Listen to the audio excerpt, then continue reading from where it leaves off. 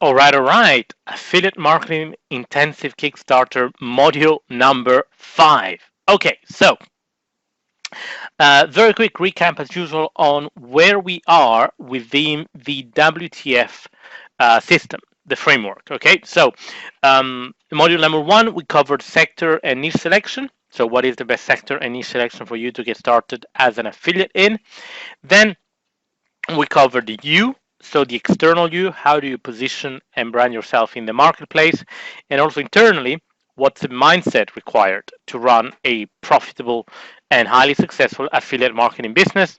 We then moved on to sourcing, so where do we source the highest converting products, and where do we source products to promote as an affiliate that have little to no competition that people are not aware of.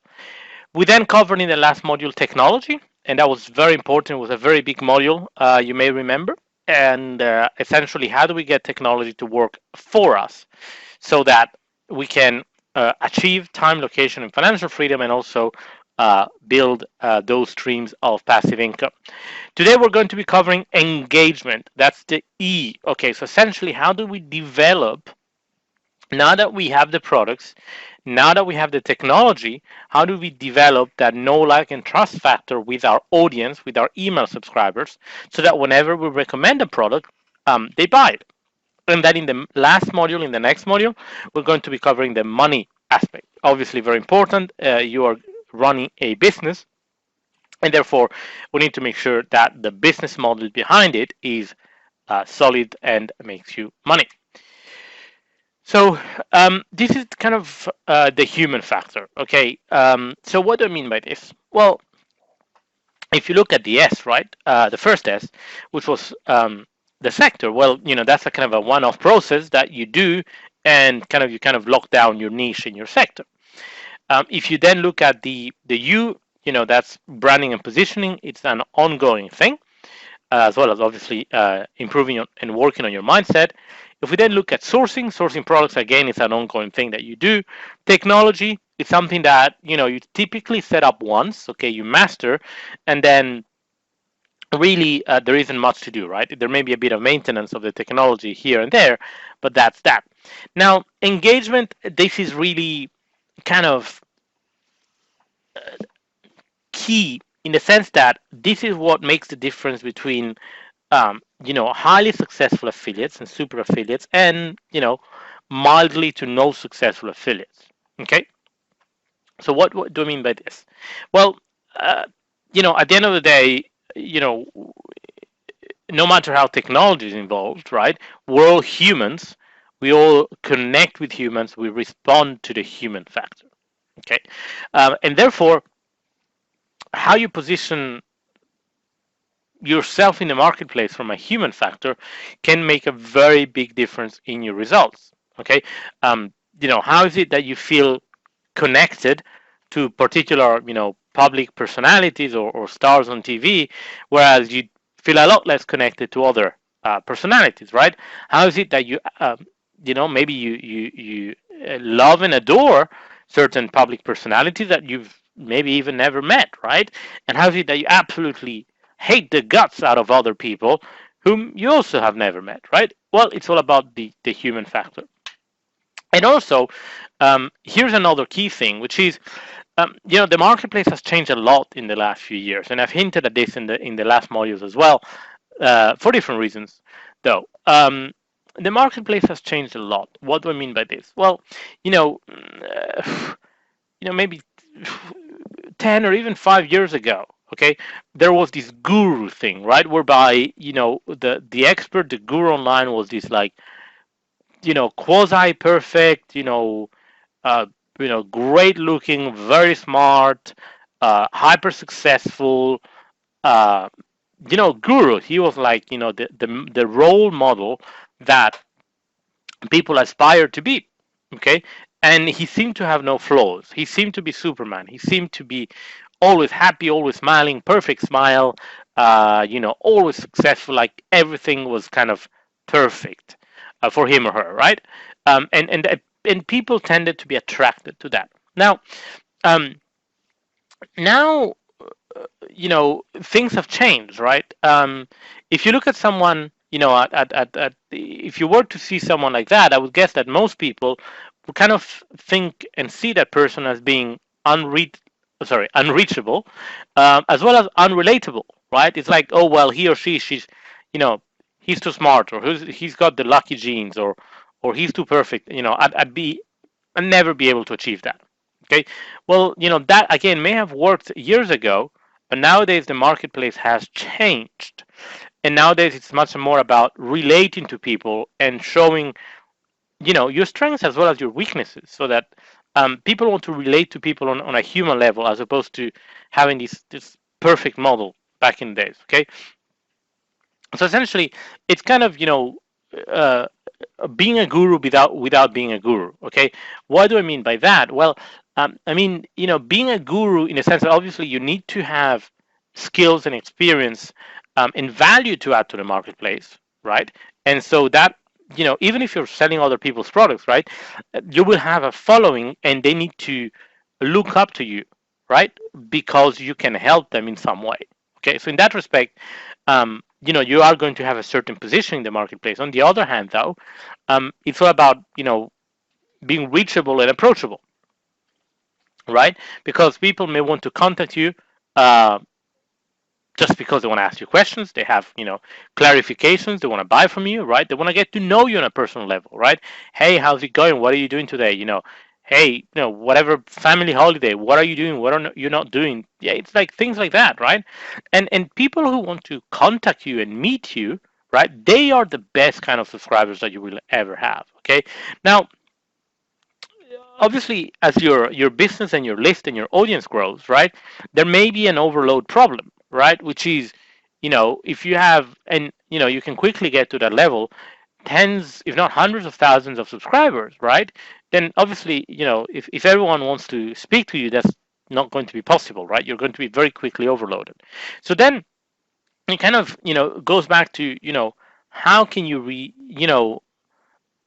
be reachable without being overloaded, right? Can you connect with these people without being overloaded? And um, here, essentially, technology also helps. Okay, and there are better ways of doing this. Okay, and this is what I found kind of works best, for me. Okay, for us as a team and for me individually as well. So, and this is the better way, in my opinion. So obviously, people will want to reach out to you by email. Okay, so naturally, especially as your audience grows, it will become impractical for you to reply to each email individually. Not just because you don't have time, but also, because you need to focus on. So essentially, you need to focus on activities that add more value, to the marketplace, to your audience, to your business as a whole, as opposed to communicating with people one on one. Okay, so in relation to email, so when I got started, I was replying to all emails personally. I was doing all the customer support. Even simple things like, hey, I can't access, I cannot log in. What's my password? Okay, I would be doing all of that. And I think it was 3 months into the business, I very quickly realized that as the business was growing so fast, it just wasn't possible for me to do everything. It wasn't possible, like, to respond uh, to all those emails personally, and obviously because I was getting overloaded, it was taking people longer and longer to get a response. It just wasn't use. It wasn't the best use of my time. So I hired um, Judy, who actually was my very first employee ever, who is still with me, to help with customer support. And she was in the Philippines, and she started taking care of those tickets, and that kind of she started helping me handle emails. Okay, so again, at the beginning, maybe it's just at the very beginning, you'll still do your own emails. Very quickly, you'll have to hire someone to help out with that. And so, can people still contact you by email directly? Yes, although there are filters in place, right? So, for example, um, when we send out email broadcasts, right? If someone, a lot of people reply to those emails. I don't reply to any of those emails. I occasionally go into the inbox and kind of do spot checks in terms of, it's good to keep a feel of, have a feeling for what people are saying, how people are responding, uh, what the overall kind of mood and vibe is with the list. But I don't reply to any of those emails, right? We have Judy and other people who take care of that. Um, then when it comes to private coaching clients, so these are people who pay me $10,000 a year, $50,000 a year and beyond. Then yes, they have a special email address that I give them, and they can reach me one on one. Okay. um, then we have Facebook Messenger, right? uh, it's becoming an increasingly popular tool for communication, personal and business. Okay. I personally, um, I just I just don't have the resources to deal with Facebook Messenger. So I think I have this on the 80/20 research group, for example. I think it says something along the lines of, do not message me on Facebook because I don't check my messages, and that is that. Then we have Facebook groups. Now that is a great way. That is a great way because what's the difference between email, Facebook Messenger on one hand and Facebook groups on the other hand, right? Huge, right? Is there any leverage in one-on-one email or one-on-one Facebook Messenger communication? No. Is there any leverage in Facebook groups? Yes, because now, if someone has one question, chances are is that more people have the same question. And not just that, uh, there is, if I share something or I answer something, then other people can benefit from that. Okay, so that is much more leveraged, and I think that's going to change over time as we grow. But for now, I am replying to most of the questions in the Facebook group. Okay, um, simply because it's a very leveraged way of communicating with other people, and from my perspective, it's a great way for me to add value to people, to impact people's lives in a leveraged way, because I know that many people are reading that answer. Okay, so it has a lot of leverage for me to help others. um, Also, another point about Facebook groups is, uh, even though the Facebook group is available is public on Facebook, every now and then we have people who join the group who are asking questions, but they're not part of a training or an education program, like, for example, the affiliate marketing intensive Kickstarter, that come with Facebook group support, right? So essentially, there are people who are not a paid student, okay, and they start asking questions. I get this all the time. So those, they typically, if any of the existing members want to go in and help out, that's great. Typically, I will not answer those questions.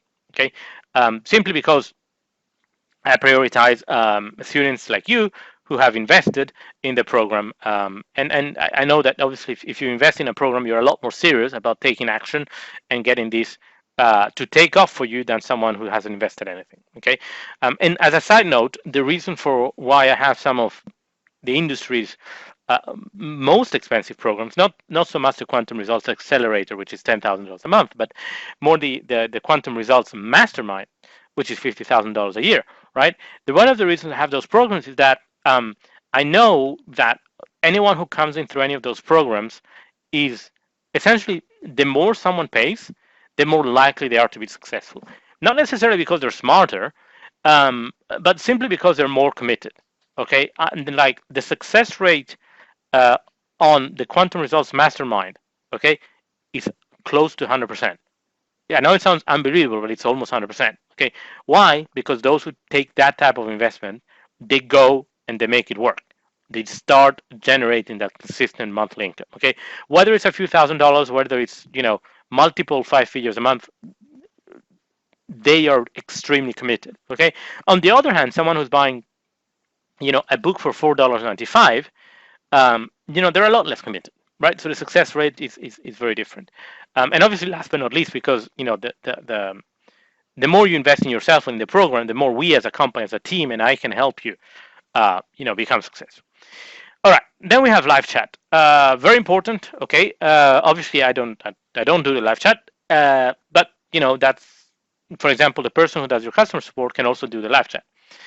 And finally, phone. Okay, so before I get into the phone, okay, so you may be wondering, hey, Tiz, but if I'm selling products as an affiliate, why do I need to have support, right, of any type, including live chat and email? Well, first of all, you're going to be sending out email marketing emails, and naturally, people are going to respond to that. So that you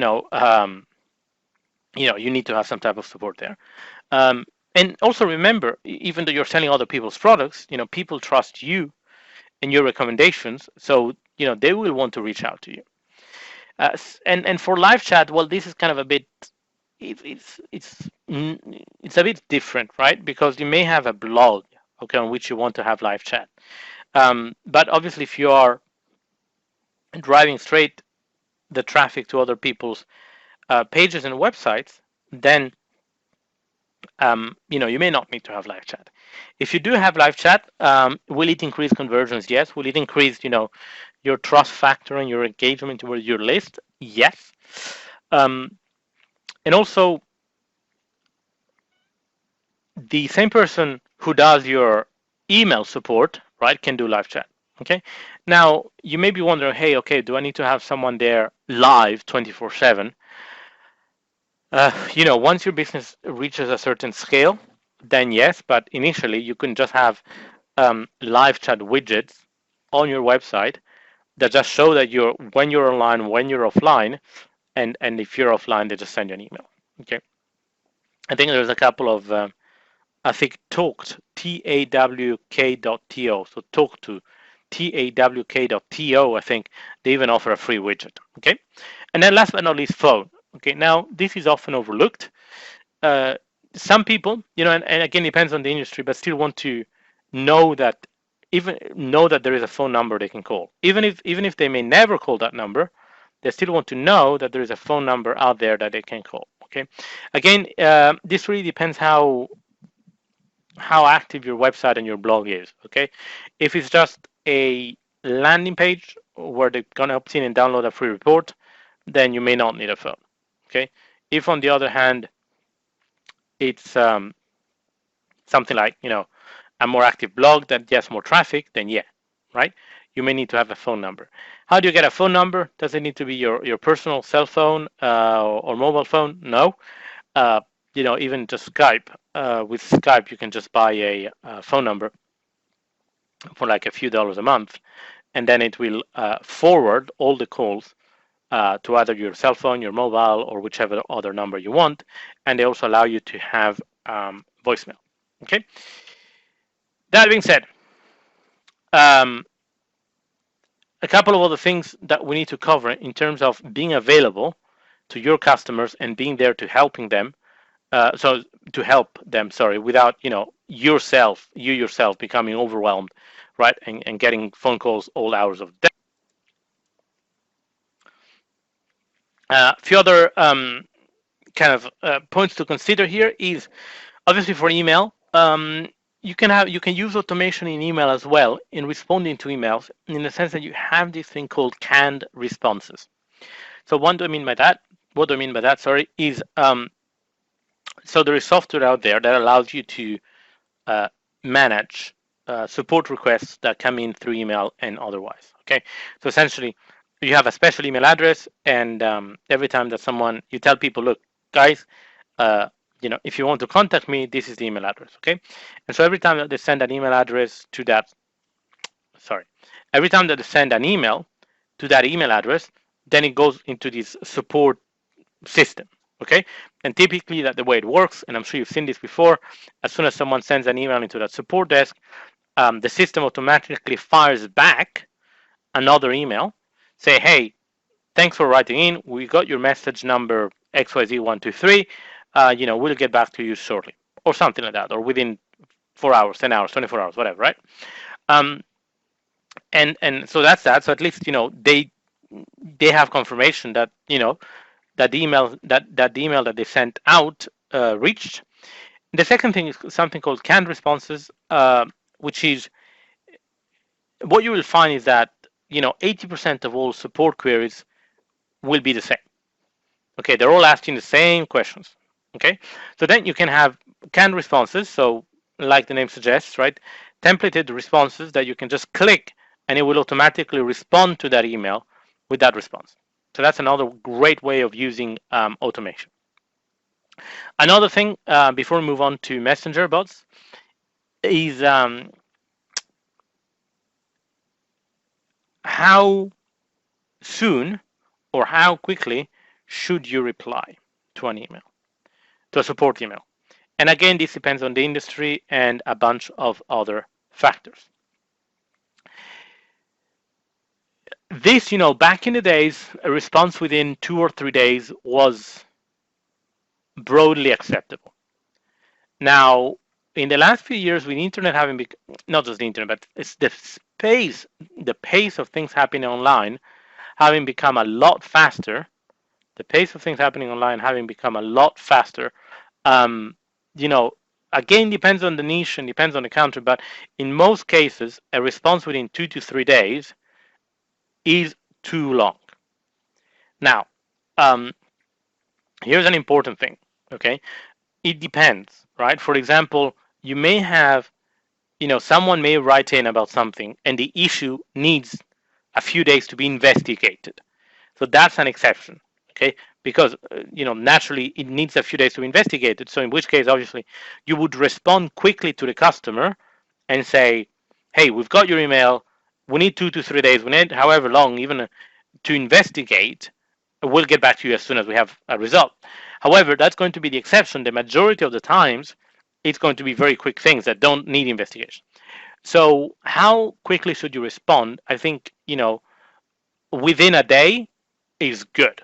It's not great. It's not bad. Within a day is good. If you could do it within 12 hours, that would be even better.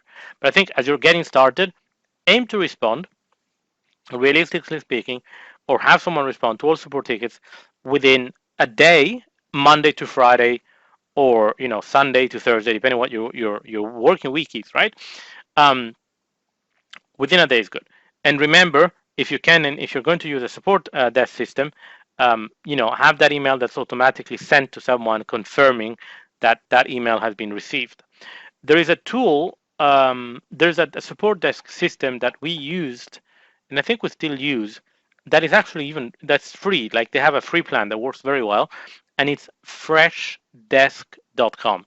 So fresh, FRESH, so freshdesk.com. I think they have a very good free plan. Okay, so Facebook Messenger bots. Okay, now I'm sure you've heard of this. They're all the rage. Um, Work very well. It kind of the idea is that you have these automated bots that can automatically solve customer queries. Okay, to be honest with you, I have yet to see any of these bots to work successfully. Um, I mean, that's just what it is. But I think we're heading in the right direction, and eventually, yes, you'll be able to kind of get automated support this way. Facebook groups, now this is an amazing feature about Facebook groups, that not only you're creating a community, not only you're using leverage, because whatever you're saying, whenever you're answering a question, many people can read it, and chances are they have the same question, but also you're getting people to talk to each other, right? So they can help each other without you being involved. Live chat, outsource this if need be, obviously. You don't need to be on the live chat there live. And as far as phone, like we hinted on this, worst case scenario, if you really need to have a phone, if you want to have a phone number, but you don't have anyone to pick up the phones, or you're on holidays, or you just don't want to pick up the phone, at least have a phone line that goes directly to voicemail. And I say, "Hey, thanks for reaching in. This is XYZ company. Leave a detailed message, name and phone number, and we'll call you back as soon as possible." Okay? Having a phone number that goes direct to voicemail and then you returning the calls is not as good as obviously having someone live who picks up the phone, but it's much better than not having a phone at all. Okay? And then obviously return the calls. Goes without saying. So I think we kind of already hinted this, partially. It's like the now kind of the way the industry has changed. The people who truly thrive as affiliates and, you know, kind of, blow it out, blow it out of proportion, I should say, are people who, really brand themselves and position themselves in the marketplace, not just as affiliate, as in, you have a problem and here's a solution, but also they add value to the marketplace, right? Um, as an example, I'm sure you're familiar with websites like Trivago or Expedia, or Skyscanner, right? Well, all of those websites, right, they clearly do not right own the airlines. They are just massive super affiliates, right? And they're not just search engines, right, for flights, but they're adding a lot of value to the process, right? So obviously they have customer support, right? They have points and rewards programs. They have flight bundles and packages and all that stuff, right? So that's kind of very important. How can you add value to your marketplace? Um, and which leads me very nicely to the fact that, and we've hinted on this, that people indeed buy from people that they know, like, and trust, right? So let's take a look at this in more detail, okay? So what is, this kind of three stages to the relationship here, okay? The first one is they have to know about you, okay? They have to know that you exist. So who are you? What do you do? And why should I care? Okay. Um, in kind of the corporate space, people like to call this brand awareness, right? People have to be aware that the brand exists, that you exist. Okay. Um, Now, the fact that they know you or they know of you doesn't necessarily mean that they like you. So the next step is to get them to like you. Okay. So do I like you, and can I relate to you? Okay. Um, I'm sure there's plenty of brands that you are aware of that you don't like, particularly, right? Um, but then again, the fact that they kind of like you doesn't necessarily mean that they trust you. So how do we get them to trust you? Well, you need to, you need to position yourself as an expert, right? Can you help me? And perhaps even most importantly, have others had success, right? So can I trust you that you are going to help me get results? Okay. Um, and so just before we move on, how do you do each one of these three things? Okay. Well, let's kind of refer back to some of the concepts we covered earlier, right? How do you get people to know about you, right? And that's advertising, right? Whether it's through paid traffic or free traffic methods. Okay. Um, how do you get people to like you? Okay.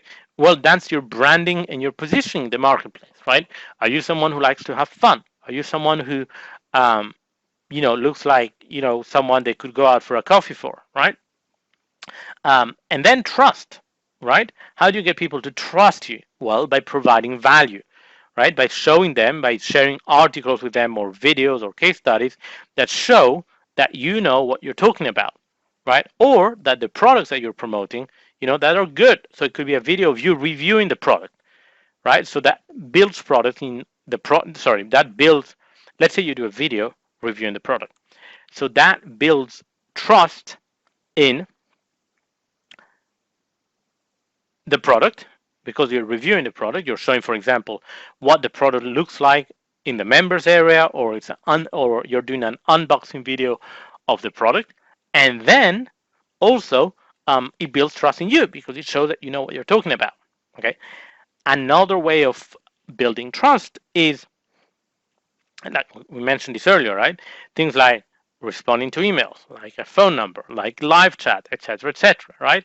It means that, hey, if they write in and they get a good response, then they start to build that trust in you. Okay.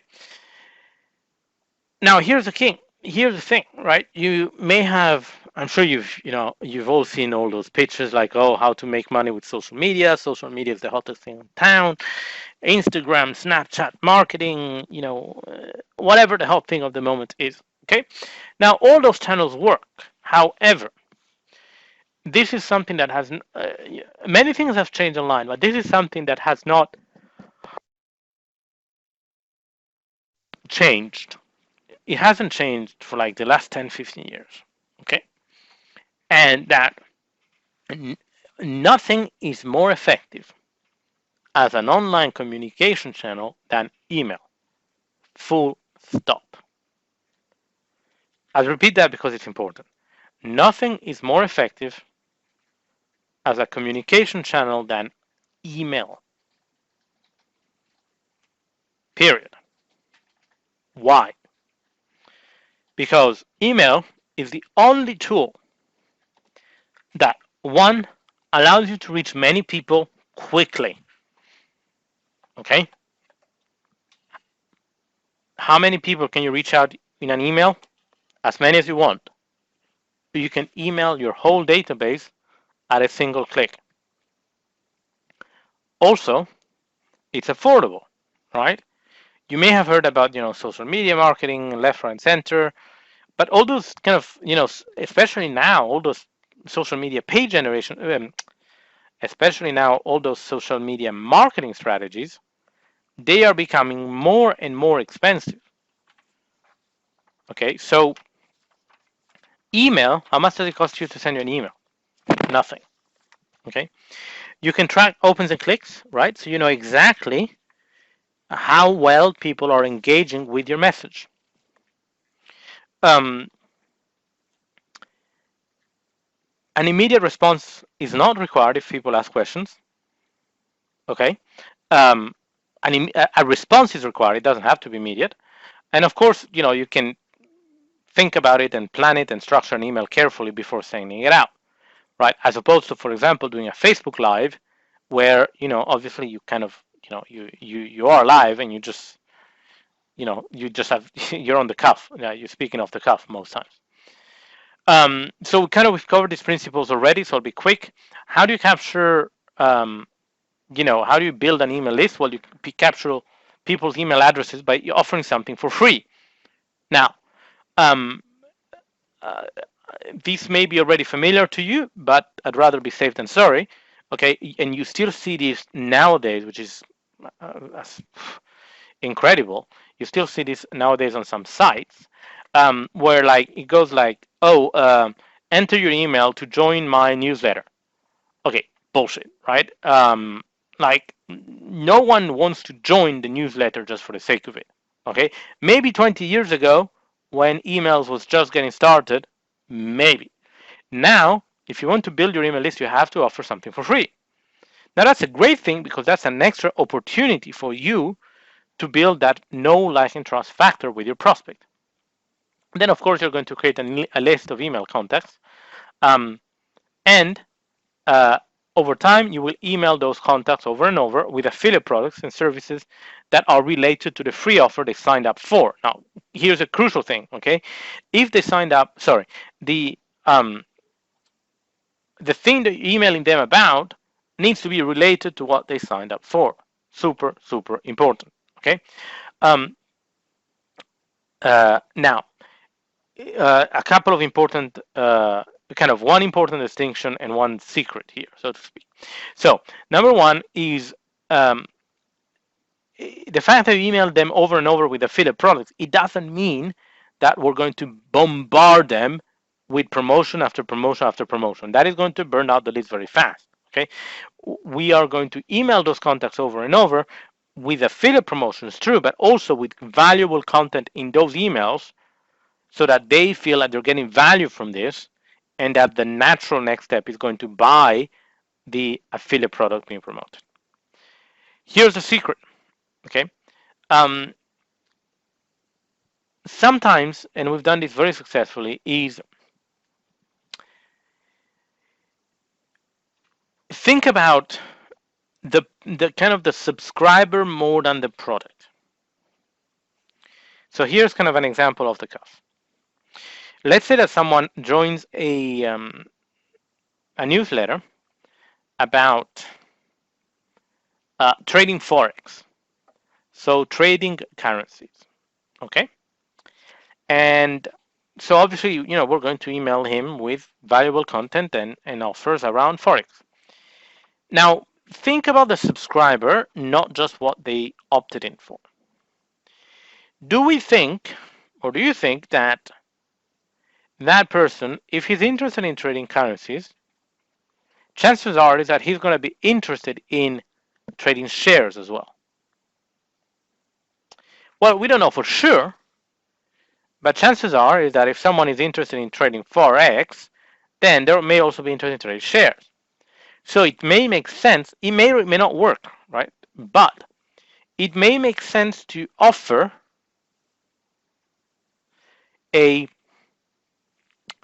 um, to test an offer for a stock trading product.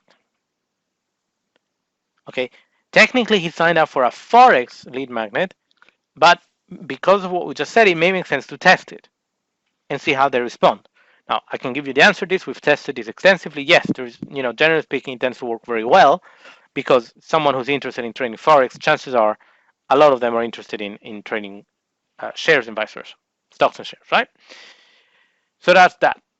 Here's a kind of an example of a landing page. You've already seen one. 3 mistakes most professional dog traders make and why they can destroy your dog's training. You're just one click away from learning the real reasons why your dog is behaving badly, why tricks can actually be bad for training, for and how to finally teach your dog proper behavior faster than you ever imagined. Claim your free report now. And then to the left, as a caption to the image, we have: would it be a relief to eliminate your dog's bad behaviors one by one until you finally had a pet you could be proud of? And at the top, we have controversial free reports reveals. Okay, so I'm going to analyze this opt-in page in quite a bit of detail here, and this is kind of a bit. This is more advanced. Um, Again, if this is just your first time going through this program, absorb as much as you can, and you will see that as you come back to this, it will make more and more sense. So at the top, we have controversial free report reveals. Okay, so first of all, what's the most powerful word in advertising? It's the word free, right? And therefore, it's not a chance that the word free is one of the very first few words that the visitor reads, and it's in capital. Okay. Then controversial, right? People love controversy, right? Why? Like, it raises curiosity, right? What's the controversy here? 3 mistakes. Now this is specific, right? Three. It's not some mistakes. It's not top mistakes. It's not mistakes. It's specific. 3 mistakes. Most professional dog trainers make. Okay. So most professionally in quotation marks. Again, that's not a chance, right? We're kind of making fun a bit of a professional dog trainers, as in the idea being that if they make these 3 mistakes, how professional are they really? And why they can destroy your dog's training. Okay. Now, if you are a dog owner, the last thing you want to do is to pay a professional dog trainer and have him destroy all the training that you invested on your dog, right? On having your dog go through. Then, why you are just one click away from learning the real reasons why your dog is behaving badly. So now, this is selling people, so to speak, on speed, right? So pretty much every dog owner will agree that at some point the dog misbehaved. So they'll agree on the why your dog is behaving badly, right? Or they'll agree that they either had in the past or they have this problem to a different extent. And what this is telling us here is like, oh, you are one click away. So that's like speed, right? It's like, oh shit, like if I can get this problem solved in one click, yeah, I want it, right? Why treats can actually be bad for training. Now, this is controversy again, right? Most people, you know, the kind of conventional thinking is train a dog and give him positive reinforcement with treats. Now, this is telling us actually the opposite. They can actually be bad from training. So, of course, you want to know. And how to finally teach your dog proper behavior faster than you ever imagined. Again, this is selling people on speed again. Faster than you ever imagined. Claim your free report now. Then we have on the caption, okay, would it be a relief to eliminate your dog's bad behavior? Of course, right? Who would answer no to that? One by one, until you finally had a pet you could be proud of. Okay, now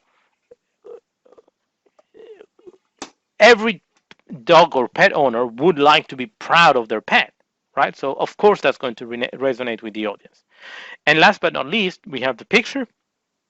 It's kind of obviously a bit of a funny picture of a bad dog, but it obviously relates to um, uh, dog owners and pet owners, right?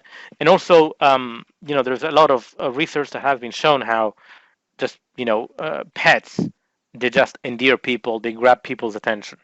Um, so it's a picture like this is a very kind of attractive picture.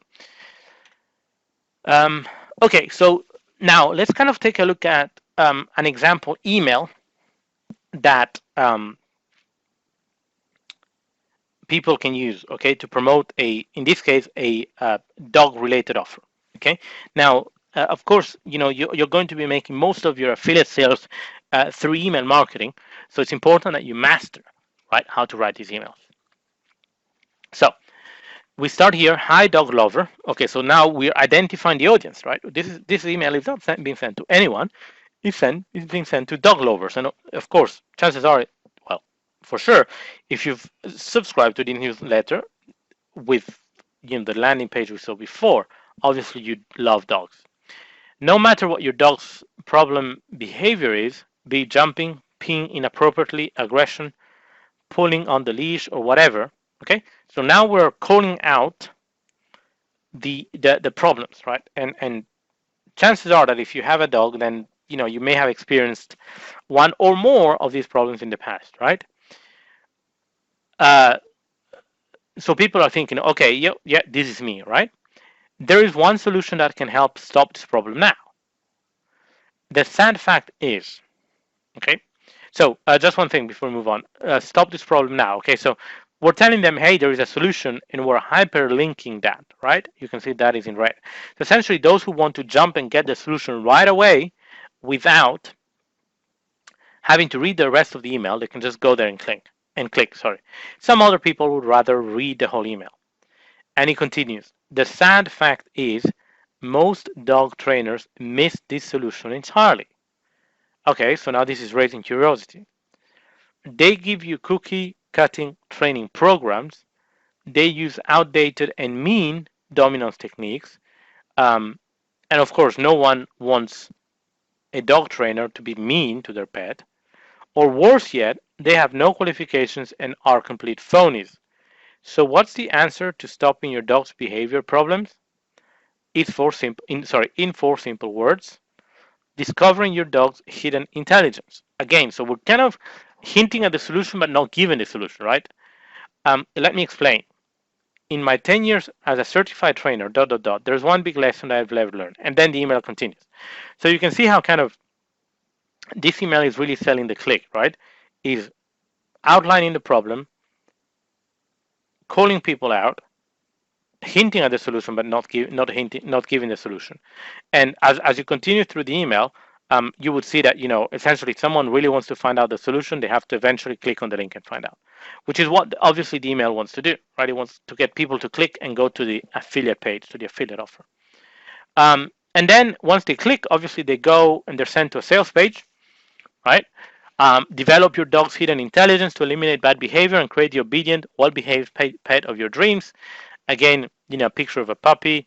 Um, and then here's, there's the full offer.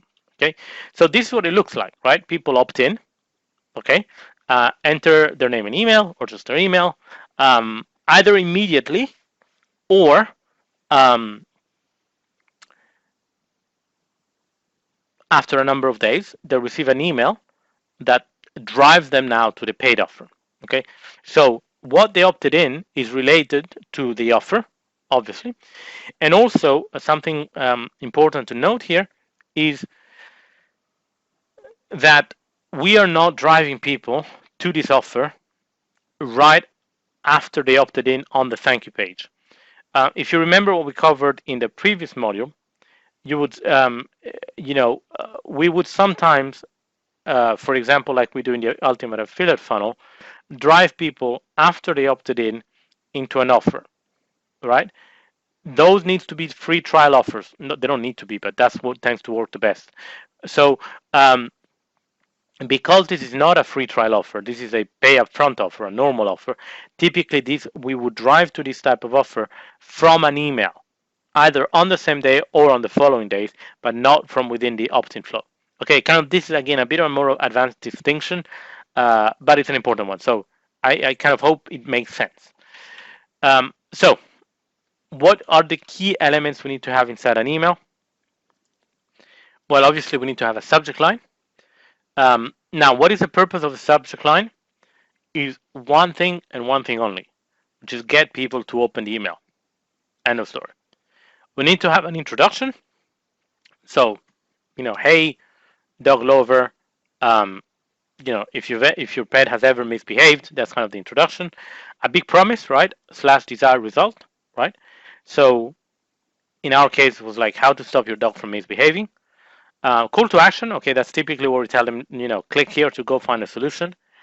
The call to action will be a hyperlink, which will be embedded with an affiliate link. So essentially, that means that it needs to be a tracking link, either direct from the network or through a link redirection service like ClickMagick.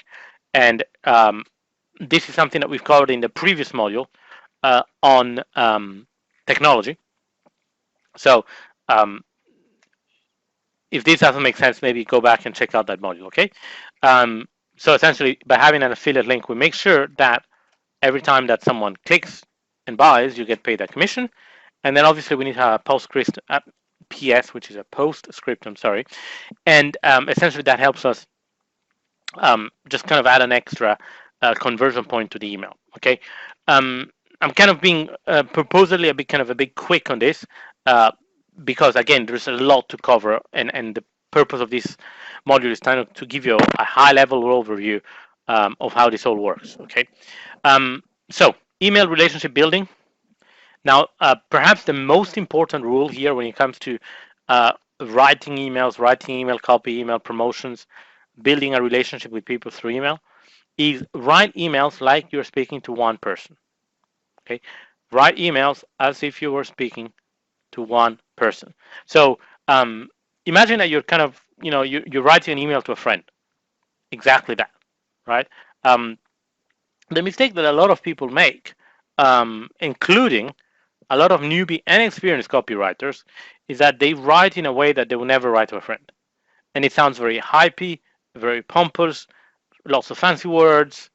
It's like very pushy, like, oh, go buy this now. It's the best thing in the world, and you're going to be like infinitely wealthy. Like, you would never write that to an email. You would never write that to a friend. So make it personal, make it obviously relevant, right? If they signed up for a dog training product, don't send them something about yoga classes. Make it relatable, okay? So tell them a little bit about you, your story. If you've tried the product, or if you have a pet yourself, then maybe tell them a bit about your pet and the experiences you've had about whether it misbehaved and how you solved it. If you solved it with the product, even better. And for example, if you have a pet, then just send them a picture of you with the pet. Or if you don't want to be on the picture, that's fine. At least send them a picture of the pet. Okay, and make it consistent. So when it comes to email marketing, consistency is key. And by that I mean is that you're going to start building your list, and you're going to send out an email. And chances are, what's going to happen? Nothing. And email marketing is like a muscle that you exercise, and consistency is key. So maybe you send out an email and you make a sale, but chances are it won't make any sales, right? But you, after a while that you've sent out a few emails, that effect will compound, and results and sales and money will start coming in. It's the consistency that gets the results. Okay. One of my favorite quotes is, "Be consistent, or you're non-existent. Be consistent, or you're non-existent." Okay. So that effect will compound in two ways. Well, number one, you send out an email. Well, not everyone is reading that emails. No one reads them on the same day. You send out another email the following day, and the following day, and the following day. Then, of course, the more emails you put out there, there are more opportunities there are for people to read them and buy the product, right? So the more you have advertising out there as a result of sending consistent emails every day, then that effect will compound. And the second thing is that also consistency breeds familiarity. Consistency breeds familiarity. So when people start to see that you've been emailing them every day, two things happen. Number one, it shows them that you care about them. It shows them that you're taking the time and effort to email them every day. The number one reason for why people stop doing business with a given company is perceived indifference. Sorry. The number one reason for why people stop doing business with a company is perceived indifference. So number one, it shows them that you care, and number two, um, it builds up the relationship of know, like, and trust. Because if they see that you're consistent, they see that they can trust you because you're consistent in your behavior and your action. I hope that makes sense, right?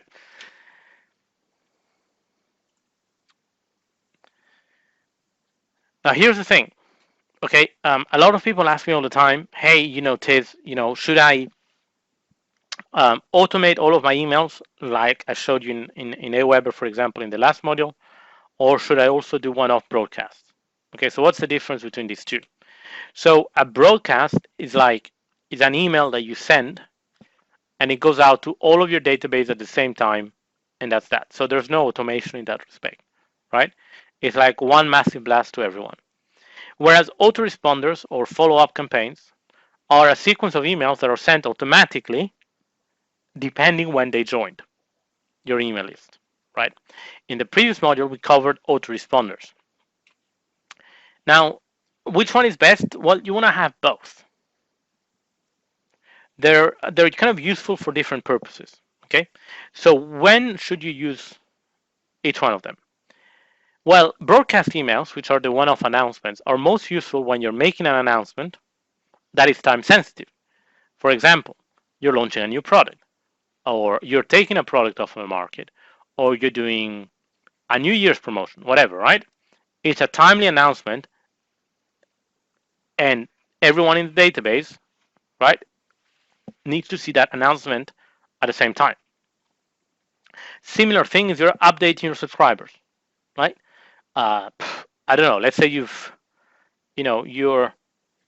again, right? You've launched a new blog, right? You want to update all of your subscribers at the same time. It's also broadcasts are also key for newsletters, right? Let's say you have a monthly newsletter they send to everyone, updating them about the latest trends in dog training, for example.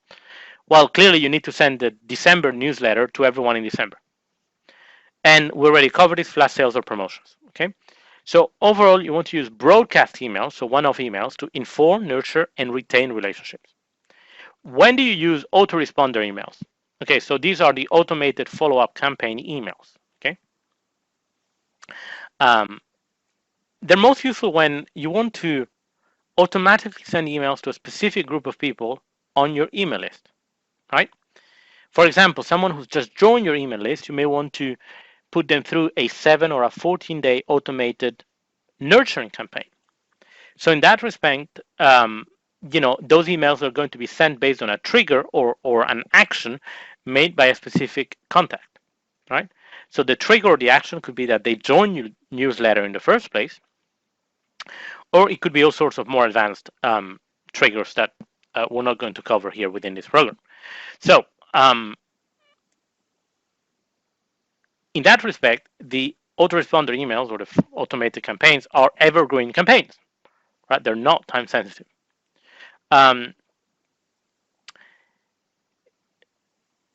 So overall, you want to use autoresponder emails when you want to automatically send emails or a series of emails to an individual based on their actions. Okay. We kind of covered this at a high level earlier, so I'm kind of going to go into a tiny bit more detail on this. An email sequence is a series of emails that are sent out over intervals of time with an overall goal, right? Obviously, you're not sending out emails just for the sake of it. You either want to nurture them, get them to buy something, or take some specific action or attend an event, whatever it is. Okay. Um, Now here's here's a mistake that people make when it comes to email sequences. Okay, they kind of send pretty much the same email over and over. So let's say an email sequence has 5 emails.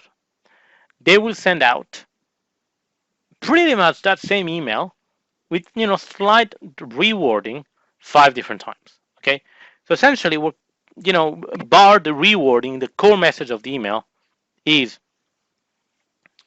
the same. And whereas that's not correct. In an email sequence, in a proper email sequence, okay, each email is different and speaks to different benefits, reasons, or fears. Let me give you an example. So this is a 5-step email sequence here. Step 1 in this sequence is a lead magnet, right? So we spoke about this earlier. Essentially, you know, they say they sign up to receive a free report, while the first email would deliver the free report. Okay, and then there can also be a CTA or a call to action to answer a survey. Okay, so why do we have a survey in there? Is because it allows us to know the customer better, right? So we can kind of start to get an idea for what type of customers or leads, to be exact, are coming into this sequence. Then email number 2 is a value email, right? So it's a value-packed email with a solution to a burning subscriber problem. Okay, so in our previous example, they opted in because they had a problem with their dog misbehaving, right? So that's the problem. And in email number 2, we may just give them a very in-depth article or blog post, giving them trips, tips and tricks on how to stop their dog from misbehaving. Okay, then email number 3, okay, um, we have a relatable personal story. Now, of course, you can mix and match the order of these emails, right? And the sequence can be long or shorter. This is an example. So, relatable personal story, we have an introduction to our brand, right? As an affiliate, right? We have a brand, we have a position in the marketplace, or an introduction to you. And why do you do what you do? What does the brand or the company do what it does? And a soft sell of products. Okay. So now we're kind of, now that we've given them something for free, now that we've given them value, now we're kind of earning the right to speak a little bit about ourselves. But not just about ourselves, and more importantly, what's your story, right? What is it that brought you to where you are today to do what you're doing? And a soft sell of products. Soft is the keyword. Okay, you may want to to maybe very kind of subtly hint at some of the products that you're promoting as an affiliate. Okay. Email number 4 can be a hard value sell. Okay, so this is where you can introduce your your best, most popular, highest converting product, and you can start introducing scarcity.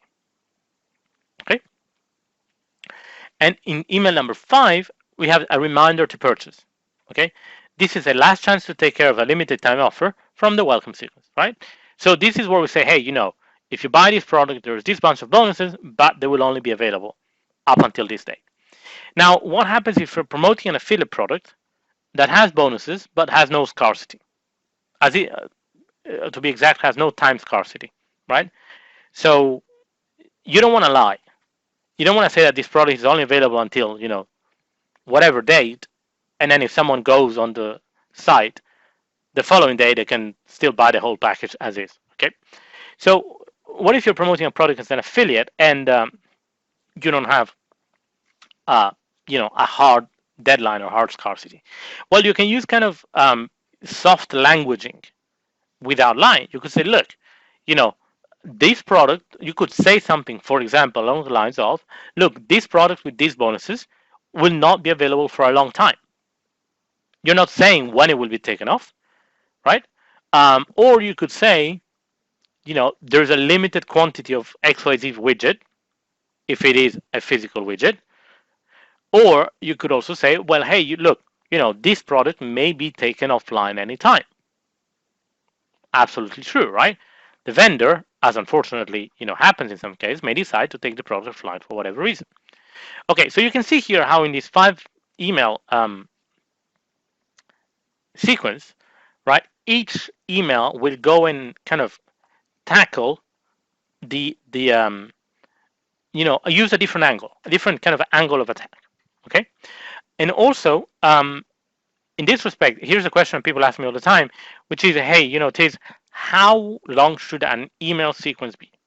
How long should an email sequence be? And it really depends. Okay, it depends on your industry, and it depends on a bunch of factors. However, the rule of thumb, I would say no shorter than 5, no longer than 7.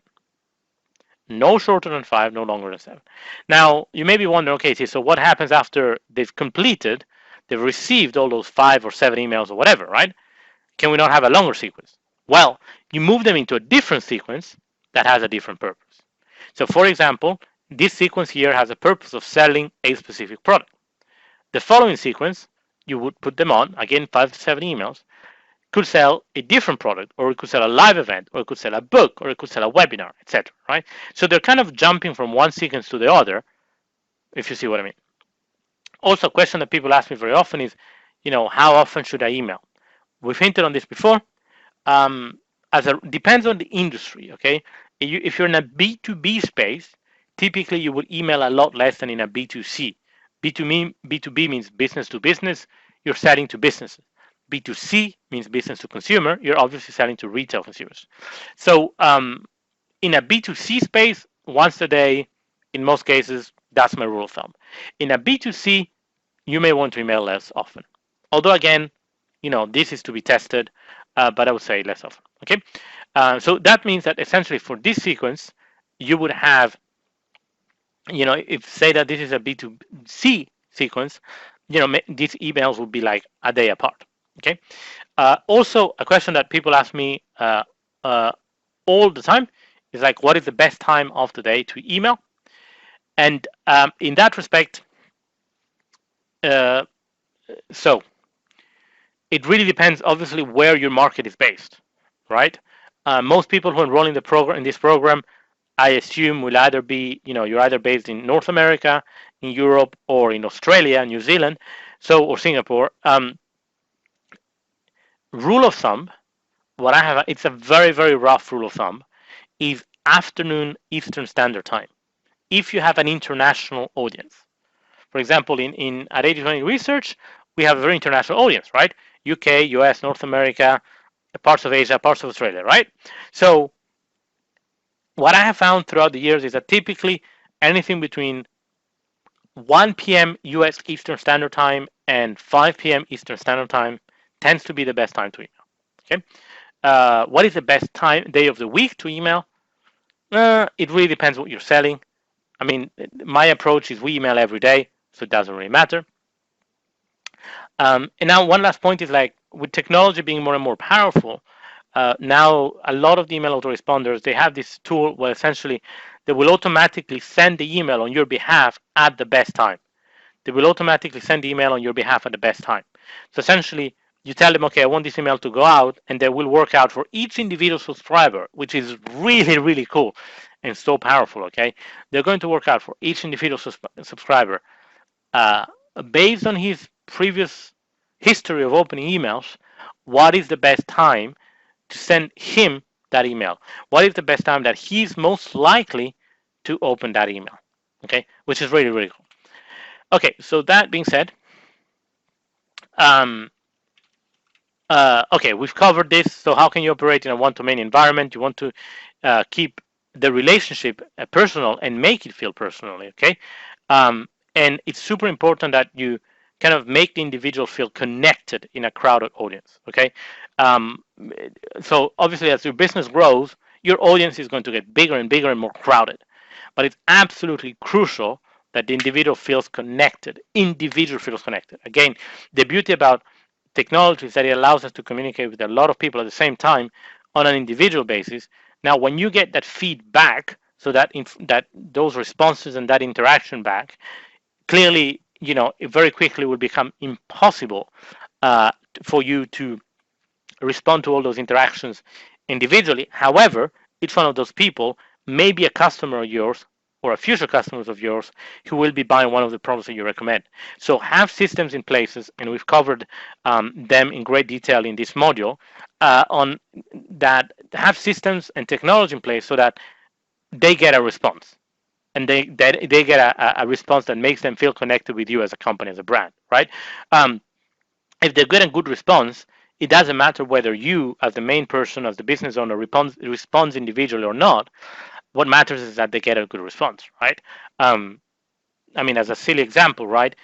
If you fly Virgin Atlantic, right? So Richard Branson's airline, um, I think he sold the airline recently. Anyway, what is perceived, or what is, I don't know, um, Richard Branson's airline, no one would be disappointed if they step onto the plane and Richard Branson isn't driving the plane, right? It doesn't matter, right? Even though Richard Branson is the quote unquote image of the brand, um, maybe they'll actually be quite relieved that Richard Branson is not driving, is not piloting the plane, right? But they're not disappointed as long as the experience is good. It doesn't have to be you individually replying to all those interactions. However, it's crucial that you have those systems in place. But again, those systems can make your life so much easier, and you don't have to do it yourself, right? So we're going to wrap up this module on engagement. I hope this was useful. I hope you learned something new. I hope it gave you kind of a new perspective on how to engage with people on an individual level without having to have to do it yourself. Um, if you found it valuable, if you could go to Trustpilot and search for 80/20 research, or there's going to be a link around this video. You can just click on it. If you haven't already, it's free. It doesn't take you more than a minute or two. Leave a quick review if you found this valuable, if it gave you a new perspective. It helps with the website rank higher in the search results. And as a result, it helps with more people benefiting from this training and this content. Okay, so that more people can kind of go on to the same path, the same journey as you are, and live the life that they truly dream, desire, and deserve. So, if you don't mind, just it's something that the SEO guy always reminds me. Go to trustpilot.com or follow the link around this video. If you could leave a quick review, it's free. It takes a second. It would be much appreciated. Um, that being said, this is a wrap for Module 5 of the Affiliate Marketing Intensive Kickstarter on engagement. I hope this was useful, hopefully give you a new perspective, and I'll talk to you in the next module, Module 6.